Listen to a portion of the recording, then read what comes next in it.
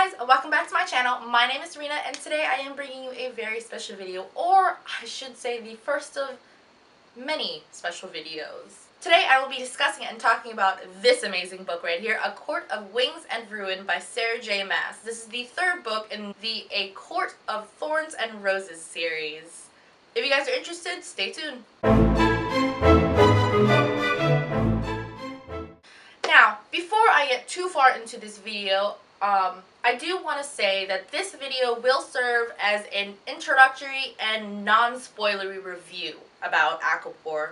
I have so much to say about this book that I will be splitting up my book talks and discussions more in depth and more spoilery in parts. I don't know how many videos I really will be doing. I know I wanted to do a non-spoilery section. I know I was trying to do a different video for different parts of the book, and then I wanted to do like what big issues I had with the book, and then what different fan theories I had for the book.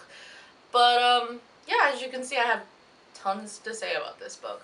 So let's just jump into the non-spoilery section of the book. For those of you who don't know, A Court of Wings and Ruin is the third book in the A Court of Thorns and Roses series. The first book obviously being A Court of Thorns and Roses, the second book being A Court of Mist and Fury, and the third book obviously being A Court of Wings and Ruin, all by Sarah J. Maas. For those of you who have never read the A Court of Thorns and Roses series, I definitely would suggest you go pick it up and give it a read. It is definitely life-changing. Honestly, that's the best word I can think of it right now. This series has made its way to the top of my list of all-time favorite series, right up there with Harry Potter. In this series, it focuses around our main character, Farah.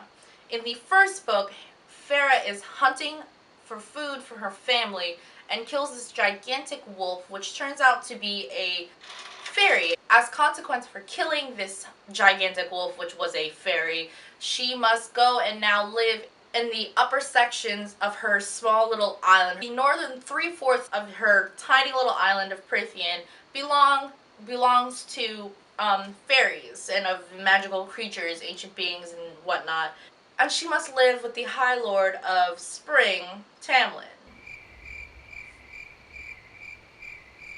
And she finds out that Prithian is in grave danger from this horrible, wretched villain named Amarantha, and she must save the world, essentially. Farah's story continues on in A Court of Mist and Fury. It is, again, based around our main character, Farah. After all of her trials under the mountain, she has now freed Prithian from Amarantha's wrath, and she now is dealing with herself, is trying to heal herself after what has happened. She is no longer mortal. She is now a high fae. And in this book, Farah finds out that her tiny little glimmer of hope, of peace, will soon be shattered because Prithian is on the verge of going to war with the old ancient island of Highburn. And finally, continuing on to the third book, A Court of Wings and Ruin, or ACOWAR for short. In ACOWAR, for those of you who haven't read it, Farah must navigate her way through sort of an espionage-esque kind of schemes, and she must learn as much as she can while she's being a spy in Spring Court before she goes home to Night Court. She must learn as much as she can so that her family and her friends and all of Prithian can be ready when war comes. I will say that for my rating, I did give this book a 4.5 out of 5 stars. I will say that this was a very well-written book. This was a very good conclusion to some people's stories. I will say overall that this is my second favorite book of the entire series, my first being ACOMAF, then ACOWAR, then ACOTAR. There are things that I love about this book, there are things that I did not like about this book. I will say the one problem that I did have that I can really talk about is the consistency or the pace of the book. The consistency and pace of the book are very, very, well, varied.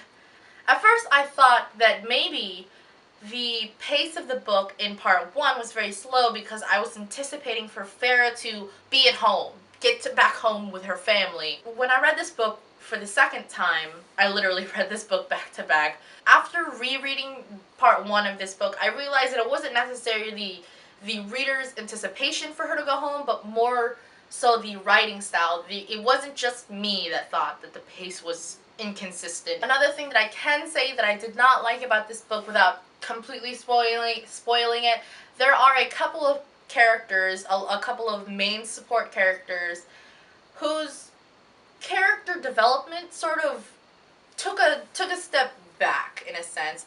There is a support character in here who you learn more about their background, more about their reasoning. It's kind of like this support character gave you a reason, but then that reason made her look even worse for some of her actions. And if that makes any sense.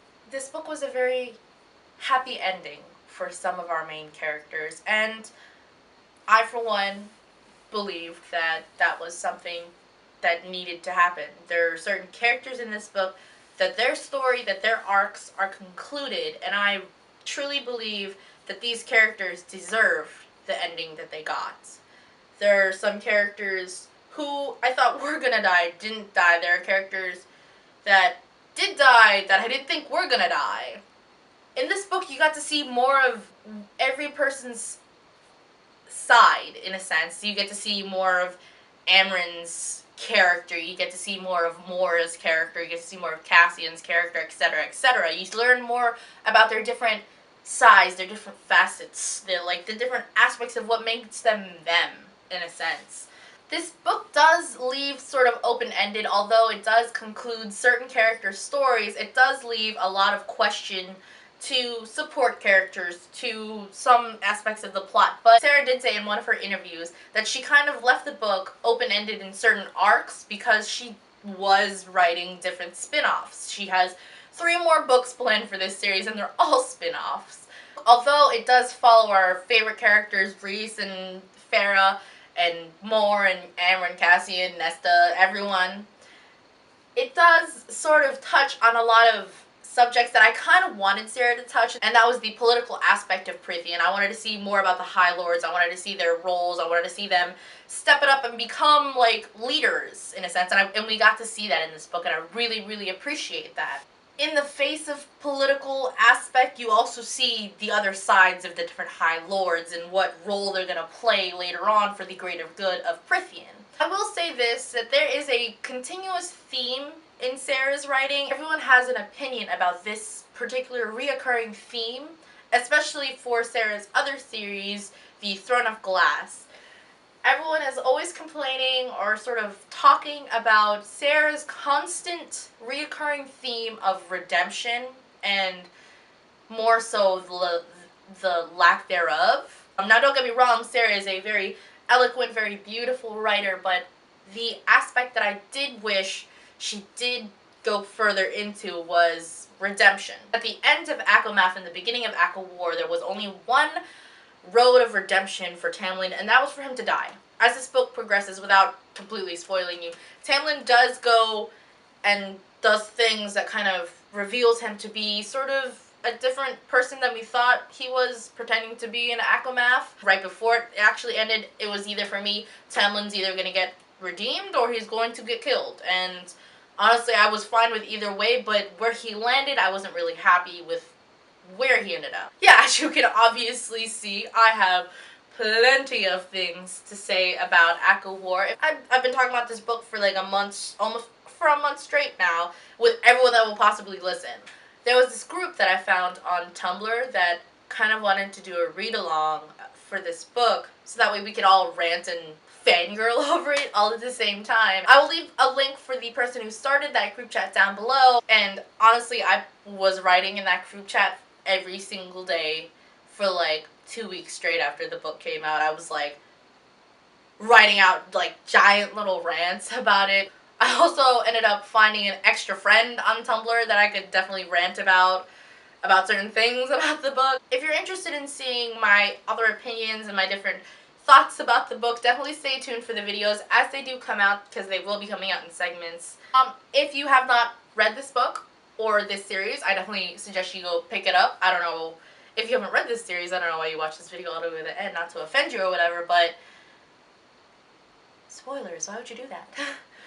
But thank you so much for watching this video, guys. Thank you for definitely sticking out to the end here with me. If anyone, like, ever wants to rant about this series, definitely give me a shout out on any of my interwebs. I'll link them all down below, or leave a comment.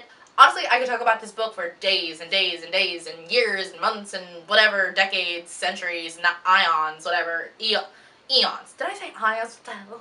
If you guys enjoyed this video, don't forget to give it a thumbs up. If you guys enjoy the way I'm structuring this, I do apologize if it's super crude and super, like, unstructured right now. I'm still trying to find my perfect middle ground on how I'm going to do book talks, but essentially all I do is just rant about books. But yeah, if you guys are interested to see some of my other videos, definitely check out my channel. If you guys are interested in the way that I'm doing things, see where this is going, definitely hit the subscribe button down in the bottom bar.